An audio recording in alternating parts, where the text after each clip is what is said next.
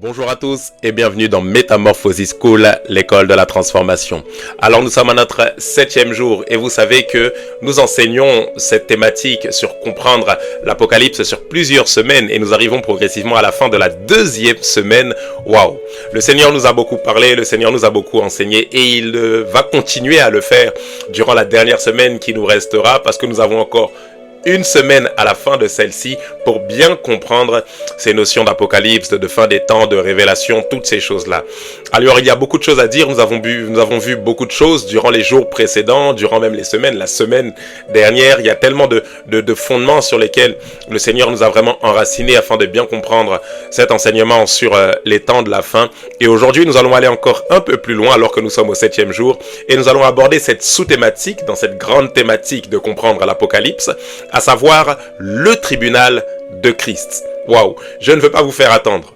Je sais que vous êtes dans l'expectative et je le suis aussi. Alors on va simplement incliner la tête et prier de là où tu es. Incline simplement la tête avec moi et rendons simplement grâce à Dieu, excellent Père de grâce et d'amour. Seigneur, c'est pour nous un privilège d'être enseigné ce soir. Merci de ce que tu es celui qui parle à nos cœurs. Merci de ce que tu es celui qui nous édifie, de ce que tu es celui qui nous transforme. Et depuis plusieurs semaines, tu es celui, Dieu de grâce, qui nous conduit par ton esprit à là où nous devons arriver en ce qui concerne cet enseignement sur la fin des temps. Voilà pourquoi c'est pour nous un privilège et nous voulons manifester notre reconnaissance envers toi pour ce privilège. Seigneur, ce soir, nous nous attendons encore une fois à toi. Enseigne-nous, parle-nous.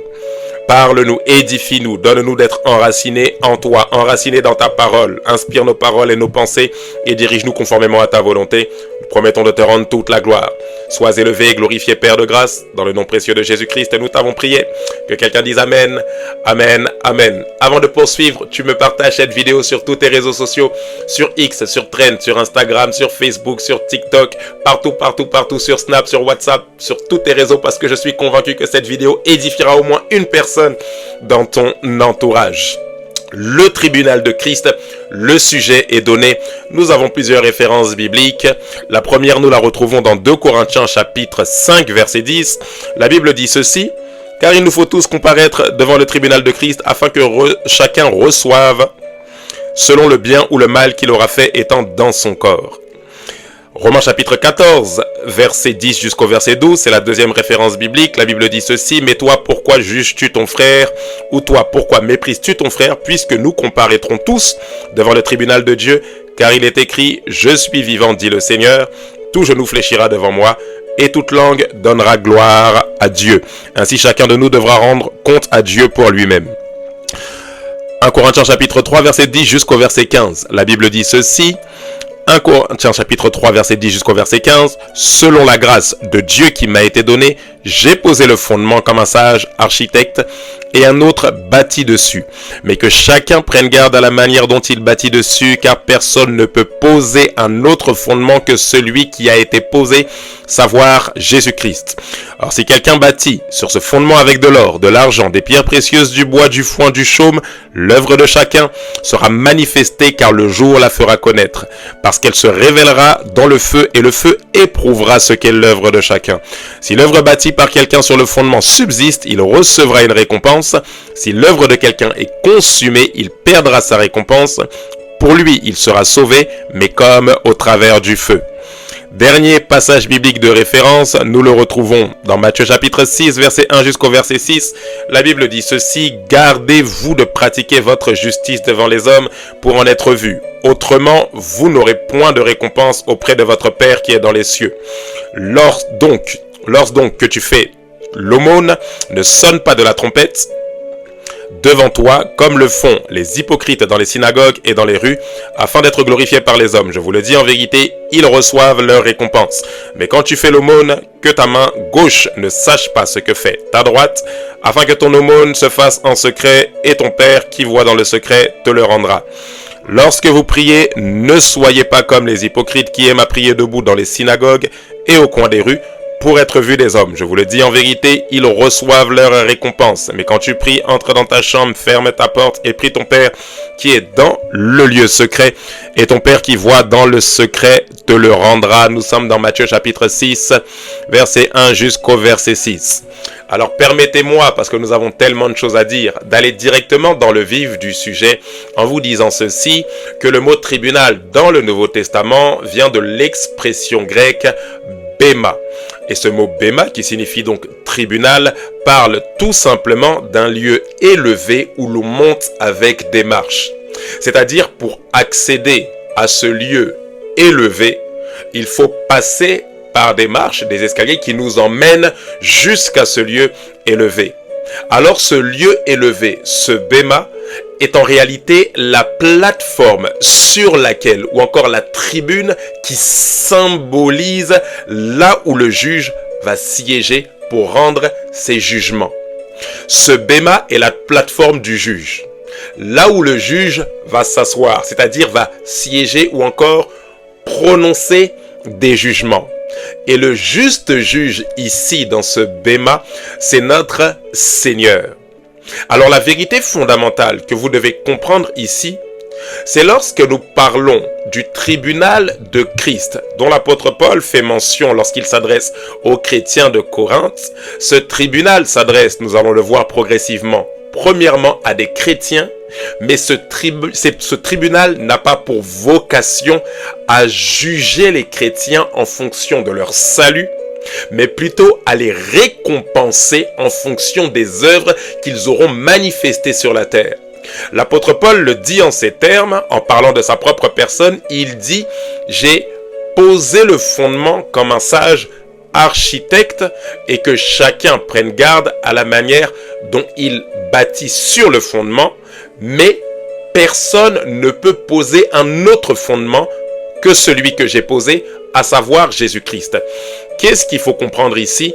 Le fondement de notre foi, c'est l'œuvre de Christ. Rappelez-vous Éphésiens 2:8, vous êtes sauvés par grâce au moyen de la foi. Ça, c'est la base de tout chrétien, de tout enfant de Dieu. Il ne peut pas y avoir une autre base que celle-ci. Si vous avez une autre base que le salut en Christ, si vous pensez qu'il y a un salut par les œuvres, si vous pensez qu'il y a un salut dans un autre Dieu, dans une autre confession, etc. Si vous pensez qu'il y a autre chose ou quelqu'un d'autre que Christ qui peut vous sauver, alors votre fondement n'est pas celui de Christ. Du coup, ici, on ne parle pas d'abord de récompense, mais on parle d'authenticité de salut. On parle de circoncision de cœur, on parle d'authentique nouvelle naissance ou encore d'authentique conversion. Alors, lorsque l'apôtre Paul fait référence au tribunal de Christ ici, il ne parle pas du tribunal qui détermine notre conversion, puisque ce tribunal s'adresse à des personnes qui sont converties. Alors le tribunal de Christ, il l'explique très bien, fait tout simplement référence, vous pouvez le noter, à un jury de récompense. Lorsqu'on parle de ce tribunal n'a pas pour vocation à déterminer notre salut, mais ce tribunal a pour vocation à déterminer la manière avec laquelle Dieu va tout simplement nous récompenser. Vous devez le comprendre et vous le savez déjà, on ne cessera jamais assez de le répéter. Ceux qui ont reçu Jésus ont vu leur jugement retomber sur la personne de Christ à la croix il y a plus de 2000 ans. Car Dieu a tant aimé le monde qu'il a donné son Fils afin que quiconque croit en lui ne périsse point. Ici on parle de mort éternelle qui commence par la mort spirituelle de la séparation d'avec Dieu. Afin que quiconque croit en lui ne périsse point mais qu'il ait la vie éternelle. Jésus dit celui qui croit en moi à la vie éternelle. Il n'aura pas la vie éternelle au moment du tribunal de Christ, il n'aura pas la vie éternelle au moment du jugement, mais dès maintenant. Alors qu'il place sa confiance en Christ, celui qui croit en Christ il reçoit la même qualité de vie que Dieu a. Cette vie éternelle ou encore ce Zoé de Dieu. Alors étant donné que nous avons reçu ce Zoé à cause du fondement qui a été posé, lorsque nous parlons ici du tribunal de Christ, vous comprenez qu'il s'agit en réalité des œuvres qui auront suivi le salut que nous aurons reçu. C'est-à-dire que vous recevez le salut en Christ, c'est le fondement, c'est posé, vous êtes sauvés. Mais la récompense que vous recevez est fonction des œuvres que vous aurez manifestées sur la terre. Alors sur la terre, nous sommes sauvés par grâce, mais nous sommes récompensés en fonction de nos œuvres. Le salut, c'est par la grâce. Les œuvres, c'est au mérite. Je répète, le salut est par grâce, mais les œuvres sont au mérite. Et vous comprenez ici que les œuvres émanent de la collaboration que vous aurez accepté de faire avec la personne du Saint-Esprit. Dieu vous donne, de Pierre chapitre 1, tout ce qui contribue à la vie et à la piété, mais à cause de cela, vous devez faire tous vos efforts. Pas pour être sauvés, parce que nous ne sommes pas sauvés au prix de nos efforts, mais nous sommes sauvés par grâce au moyen de la foi. Mais vous devez faire tous vos efforts pour manifester les œuvres que le Seigneur a préparées d'avance pour vous. Et c'est en fonction de ces œuvres-là que vous serez récompensés. Alors ce tribunal, et à travers cet enseignement, je veux susciter en vous ce vif désir, une passion à la fois pour les âmes, une passion pour la mission. Pour quelle raison? Non seulement parce que nous devons sauver les âmes perdues, mais encore plus parce que nous recevrons une récompense incorruptible.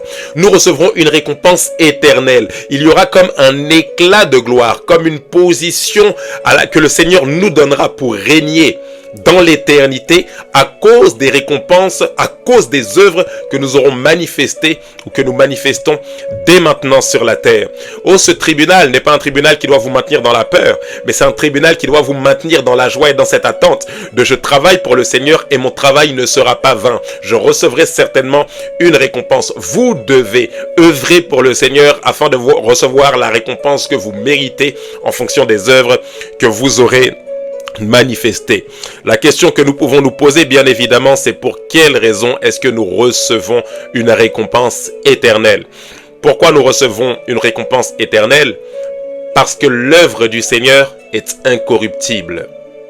L'œuvre du Seigneur, permettez-moi l'expression, n'est pas du fake. L'œuvre du Seigneur émane de celui qui est le chemin, la vérité et la vie. L'œuvre du Seigneur émane de la personne de Jésus. Les œuvres du Seigneur émanent du Créateur. Les œuvres du Seigneur ne sont pas des choses que nous faisons pour nous faire voir sur la terre. Les œuvres du Seigneur ne sont pas des choses que nous pouvons, c'est-à-dire ce ne sont pas des choses qui peuvent être récompensées avec des bénédictions terrestres uniquement. Posez-vous la question, quel est le prix d'une âme? Quel est le prix du fait d'amener ou d'arracher une personne des griffes du royaume des ténèbres? Combien vaudrait le fait de restaurer un foyer qui traverse une situation où les conjoints veulent divorcer?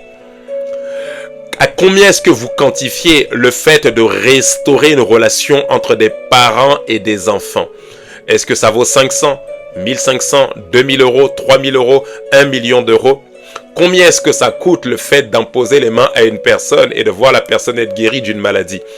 Combien est-ce que ça coûte le fait d'annoncer à une personne qu'elle peut sortir de la dépression et voir cette personne par la puissance du Saint-Esprit sortir de cette dépression-là?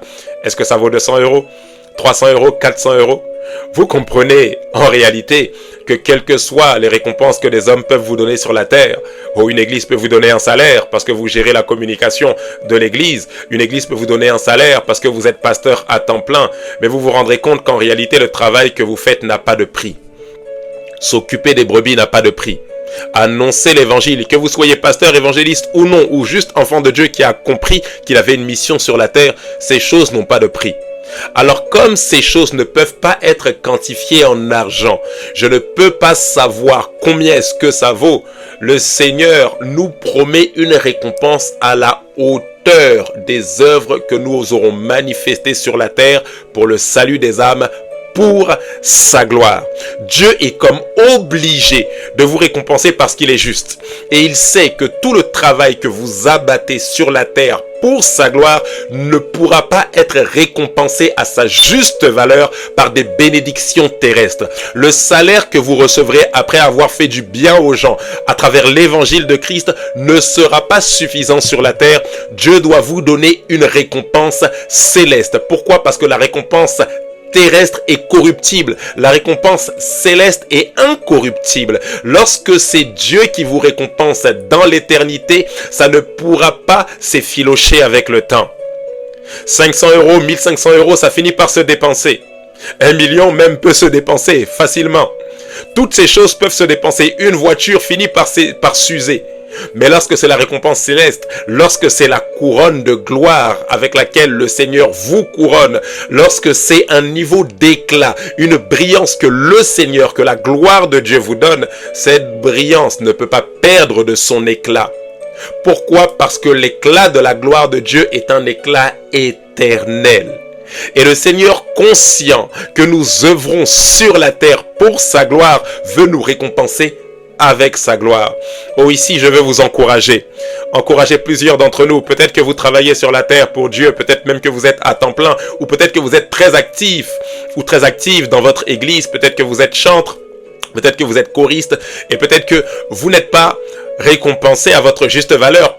Pas parce que l'église ne veut pas vous récompenser, mais parce que ce que vous recevez est moindre par rapport au travail que vous fournissez. Oh, consolez-vous avec ces paroles. Dans l'éternité, le Seigneur vous promet une récompense sans précédent, digne du travail que vous aurez abattu sur la terre pour sa gloire.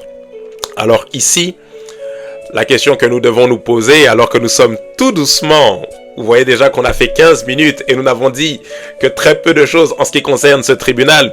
Mais alors que nous sommes tout doucement en train de chuter, nous voulons quand même nous poser deux questions essentielles avant de terminer cet enseignement. Et la première des questions, c'est bien évidemment à quel moment aura lieu ce tribunal. Et vous l'aurez compris, si ce tribunal a pour vocation à récompenser les chrétiens, les enfants de Dieu, c'est que ce tribunal aura bien évidemment lieu lorsque tous les chrétiens seront réunis. Tous ceux qui auront placé leur confiance dans l'œuvre de la grâce. Donc bien évidemment, ce tribunal aura lieu après l'enlèvement de l'Église. Alors certains ne savent pas se situer. Rappelez-vous, tout est une question de point de vue et d'interprétation. D'autres disent que c'est juste après l'enlèvement de l'Église, pendant la tribulation. D'autres disent que non, c'est au moment du règne de 1000 ans de Christ. Quoi qu'il en soit, une chose est sûre. Une fois l'enlèvement arrivé, c'est à ce moment-là que les enfants de Dieu seront réunis. Du moins, ceux qui auront accepté la grâce de Dieu en y ajoutant la foi. Parce que, rappelez-vous, au moment de la tribulation, lorsque l'épouse sera enlevée, il y aura encore possibilité de se convertir, mais cette fois-ci au prix de notre vie. C'est pour ça que dans ces temps-là, Jésus pouvait dire « Celui qui persévérera jusqu'à la fin, celui-là sera sauvé. » Pourquoi? Parce qu'il y aura une telle tribulation, persécution si atroce qu'il sera difficile de ne pas renoncer à Jésus. Alors ici, on n'est plus sauvé uniquement par grâce, alors que l'évangile nous sera présenté dans le temps de la tribulation. Mais ici, ça serait une question de persévérance jusqu'à la fin, sans prendre à la marque de la bête, sans refuser de se prosterner, parce que sans cette marque de la bête, on le verra plus tard, on ne pourra ni manger, ni acheter, ni faire quoi que ce soit. Mais dès maintenant, alors que nous sommes dans l'ère de la grâce, le salut nous est offert gratuitement et nécessite tout simplement que nous placions notre confiance dans l'œuvre achevée de Christ. J'espère que vous me suivez jusque-là. Alors, est-ce que ce tribunal aura lieu juste après l'enlèvement, dès que nous serons aspirés avec le Seigneur, ou est-ce qu'il aura lieu 7 ans plus tard, après la tribulation et la grande tribulation, au moment où le Seigneur va venir instaurer son règne de 1000 ans? Une chose est sûre, c'est lorsque nous serons tous réunis avec Dieu, en tant qu'enfants de Dieu, que le Seigneur nous récompensera et nous donnera à chacun selon les œuvres qu'il aura manifestées. C'est le plus important à retenir, quel que soit le point de vue dans lequel vous vous placez par rapport à cette vérité. Une chose est sûre, il y aura un tribunal de Christ et c'est la chose qu'il faut retenir. Et dans ce tribunal, le Seigneur nous récompensera selon les œuvres que nous aurons manifestées sur la terre. Alors une question reste en suspens, à savoir sur quels critères nous serons jugés. Sur quels critères nous serons jugés? Et ici, vous devez comprendre une chose, nous serons jugés sur la base de 3 critères. Le premier critère avec lequel le Seigneur nous récompensera, c'est par rapport à l'obéissance à la volonté générale de Dieu. C'est-à-dire ici, ça concerne tout simplement notre marche dans la sanctification.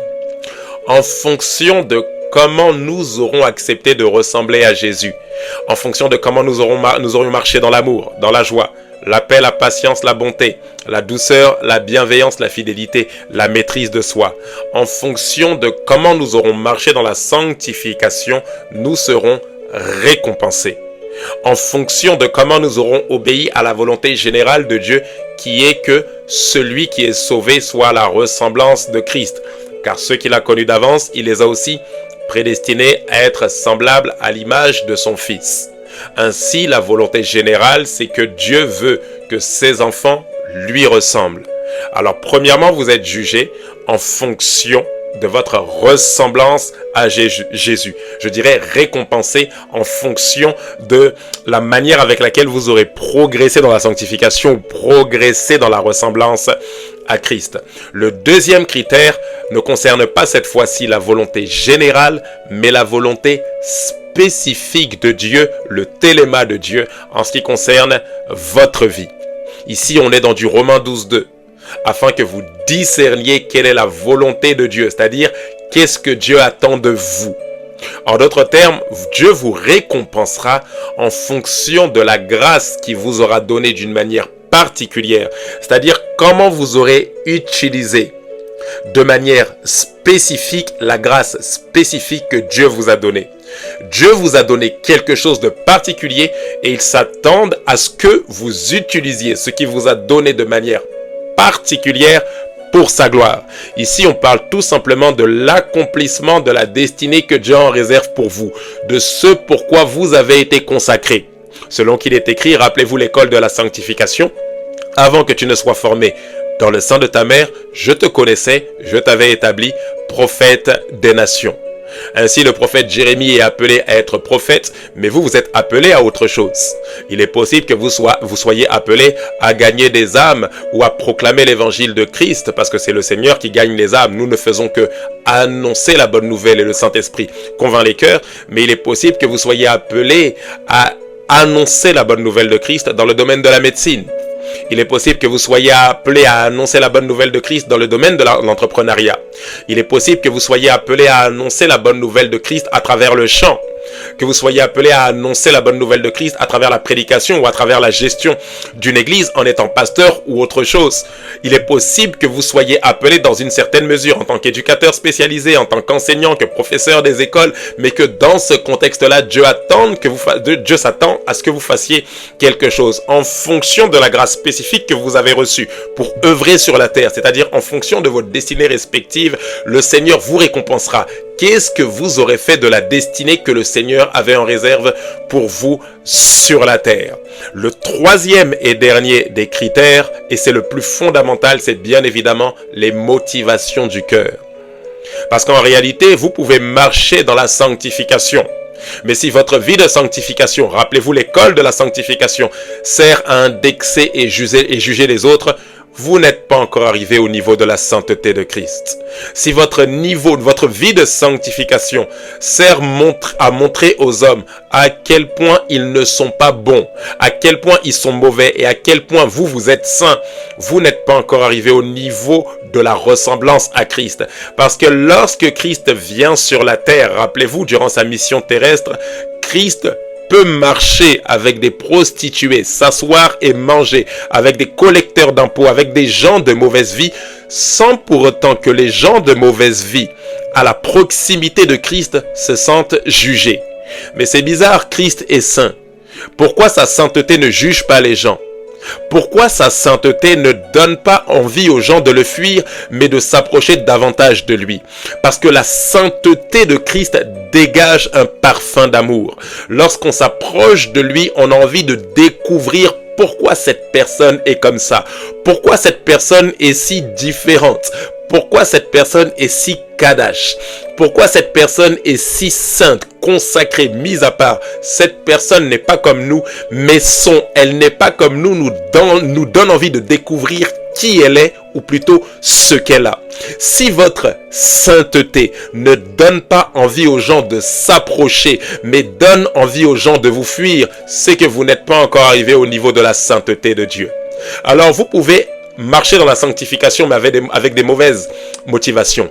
Alors ici, ce n'est plus la vie de sanctification, mais c'est tout simplement de la bonne moralité. Ce n'est pas la volonté de Dieu. Pourquoi? Parce que les motivations sont mauvaises. Vous pouvez œuvrer pour le Seigneur, accomplir merveilleusement votre destinée, mais avec des ambitions personnelles. Voilà pourquoi le Seigneur pouvait dire lui-même dans Matthieu chapitre 6 que nous avons lu tout à l'heure, « Prenez garde à ce que votre justice ne soit pas vue aux yeux des hommes. » Ou plutôt, ne faites pas en sorte que les hommes voient votre justice afin que vous soyez acclamés par eux. Pour quelle raison? Parce que lorsque les hommes vous acclament, il n'y a plus aucune raison à ce que Dieu vous rende la louange que vous méritez. Parce que vous aurez déjà reçu la louange des hommes. Alors ici, j'aimerais mettre un bémol en nous disant que ce n'est pas mauvais que les hommes nous disent que nous faisons des bonnes choses pour la gloire de Dieu. Mais la motivation est mauvaise lorsque c'est cet objectif que nous poursuivons. Être vu, être apprécié, être acclamé, être reconnu, être accepté des autres, être recommandable et recommandé, être reconnu par ceci, être reconnu par telle ou telle personne. Lorsque c'est la seule et unique motivation que nous poursuivons, nous bâtissons sur le fondement, mais avec des mauvaises motivations. Et ainsi, à la grande surprise de tous, et nous-mêmes les premiers, nous perdrons notre récompense. Pourquoi? Parce que lorsque Dieu nous récompensera, il ne nous récompensera pas en fonction de ce qui frappe aux yeux, mais il nous récompensera en fonction des motivations avec lesquelles nous avons fait ce qui frappait aux yeux des hommes. Ainsi, vous comprenez que dans tout ce que nous abattons comme travail pour le Seigneur, ce qui est le plus important, c'est la motivation de notre cœur. J'ai une question pour vous alors que nous sommes en train de clôturer notre enseignement. Est-ce que vous êtes prêts à œuvrer pour le Seigneur? Le Seigneur veut vous récompenser et vous donner une couronne sans précédent. Une couronne de gloire. Le temps nous manque pour parler des différentes récompenses que nous aurons. Mais retenez que ces récompenses sont en réalité des éclats, des niveaux de gloire avec lesquels nous brillerons. Des positions que nous aurons dans le règne de Christ, le règne éternel de notre Seigneur. Chacun recevra en fonction des actions qu'il aura posées sur la terre. J'ai une autre question pour vous. Vous êtes prêts à œuvrer pour le Seigneur? Quelles sont vos réelles motivations intérieures? Est-ce que vous voulez le faire pour être vu ou est-ce que vous voulez le faire pour qu'il soit vu? Est-ce que vous voulez le faire pour qu'on vous reconnaisse ou est-ce que vous voulez le faire pour que Christ soit reconnu comme étant le Seigneur et le Sauveur? Quelles sont les motivations des œuvres que vous avez déjà posées pour la gloire de Dieu? Est-ce que c'était réellement pour sa gloire ou est-ce que c'était pour votre propre gloire? Oh, je vous assure, devant le tribunal de Christ, il y a beaucoup de choses que nous avons prétendu faire pour la gloire de Dieu qui seront consumées par le feu. Nous serons sauvés, mais nous perdrons notre récompense. Pourquoi? Tout simplement à cause des motivations avec lesquelles nous aurons fait ces œuvres-là. Excellent Père de grâce et d'amour, Seigneur, accorde-nous la grâce. Accorde-nous la grâce de comprendre ces vérités. Accorde-nous la grâce, Seigneur, de comprendre, Seigneur, que tu veux nous ajuster en fonction, Dieu de grâce, de l'état de notre cœur. Seigneur, change nos cœurs, change nos motivations. Accorde-nous la grâce de comprendre que nous ne faisons pas ces choses simplement pour être vus, mais si nous accomplissons le ministère de la réconciliation, c'est pour que tu sois vu à travers nos vies. Donne-nous d'avoir conscience que nous ne sommes que des canaux. Donne-nous d'avoir conscience chaque fois que nous œuvrons, que nous n'œuvrons pas uniquement pour la terre, mais que nous œuvrons dans le seul but que Christ soit glorifié et que nous serons récompensés en fonction des œuvres que nous aurons manifestées, mais surtout de l'état de cœur avec lequel nous aurons manifesté ces œuvres-là. Voilà pourquoi, Seigneur, nous te disons merci, parce que cet enseignement non seulement nous révèle, mais surtout nous avertit. Et nous voulons le prendre, Seigneur, comme un enseignement prophétique, afin de nous réajuster prophétiquement en ce qui concerne les motivations de nos cœurs par rapport à l'œuvre du Seigneur. Sois élevé, emmène-nous encore plus loin pour notre dernière session de la semaine demain. Et en toute chose, Père, nous promettons de te rendre toute la gloire. Sois élevé et glorifié. Dans le nom précieux de Jésus-Christ, nous t'avons prié. Que quelqu'un dise Amen, Amen, Amen. Très bonne soirée à vous. Que Dieu vous bénisse. On se retrouve demain pour la dernière session de la semaine. À très bientôt avec Métamorphosis School, l'école de la transformation. Que Dieu vous bénisse. Bye bye.